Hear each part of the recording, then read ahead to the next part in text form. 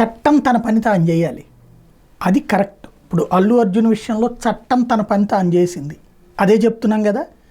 మరి ఆంధ్రప్రదేశ్లో ఒక మహిళ తెలుగుదేశం పార్టీ కార్యాలయానికి వచ్చి అక్కడ వినతి పత్రాలు తీసుకునే వాళ్ళ దగ్గరకు వచ్చి, అమ్మ అయ్యా మా ఊళ్ళో నన్ను లైంగికంగా వేధించారు, నా బిడ్డ పట్ల కూడా లైంగికంగా వేధిస్తున్నారు, వాళ్ళ మీద చర్య తీసుకోండి అని చెప్పి కంప్లైంట్ చేసిందంటే వ్యవస్థలు పనిచేస్తున్నట్ట.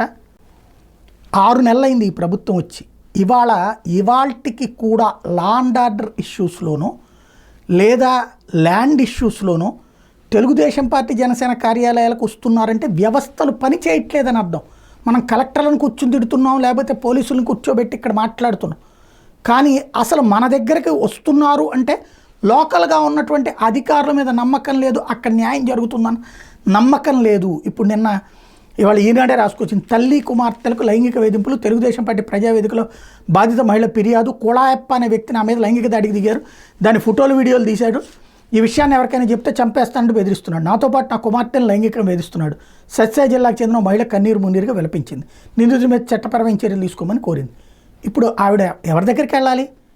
తెలుగుదేశం పార్టీ కార్యాలయం దగ్గరికి రావడం అంటే అక్కడ లోకల్ పోలీసులు పనిచేయట్లేదనినేగా, లేదా పోలీసుల మీద నమ్మకం లేదన్నా, లేదా ఆ వ్యక్తి అంత స్పెషలిస్టా? ఇకపోతే శ్రీకుమార్ అనే వ్యక్తి నా దగ్గర 7.5 లక్షలు తీసుకుని మోసం చేశాడని నంద్యాల జిల్లా ప్యాపిలి మండలానికి చెందిన హరిబాబు ఆపోయారు. తాను కొనుగోలు చేసిన 12 సెంట్ల స్థలం రికార్డులు మార్చి చిన్న అనే వ్యక్తి కబ్జా చేశాడని కడప జిల్లా మైలవరం మండలానికి చెందిన సుబ్బారాయుడు మొరబెట్టుకున్నారు. అట్రాసిటీ కేసు పెడతాను, తమ కాలనీలో అందరినీ బెదిరిస్తూ దుర్గారావు అనే వ్యక్తి ఇబ్బంది పెడుతున్నానని గుంటూరు జిల్లా మంగళగిరి మండలం నౌలూరుకి చెందినటువంటి సౌగందీప్ కంప్లైంట్ చేశారు. తమ భూమికి తప్పుడు పత్రాలు సృష్టించి రామకృష్ణయ్య శ్రీనివాసులు ఆక్రమించాను వైఎస్ఆర్ జిల్లా జమ్మలమడుకు చెందిన చిన్న వెంకటరమణ అనే మహిళ వాపోయారు. ఇవన్నీ ఏంటది? Civil cases, criminal cases. లోకల్గా చూడాల్సింది ఎవరు? ఎంఆర్ఓలు, ఆర్డీఓలు, కలెక్టర్లు, పోలీసులు. వాళ్ళెవరి మీద నా నమ్మకం లేకనా, లేదా వాళ్ళెవరు పని చేయట్లేదా? వాళ్ళెవరు పని చేయక తెలుగుదేశం పార్టీ జనసేన కార్యాలయం దగ్గరకు వస్తున్నారు. అప్పుడు ప్రభుత్వం పనిచేస్తున్నట్ట, పార్టీ కార్యాలయం దగ్గరకు వస్తే సెటిల్మెంట్ చేసినట్టు అవుతుంది.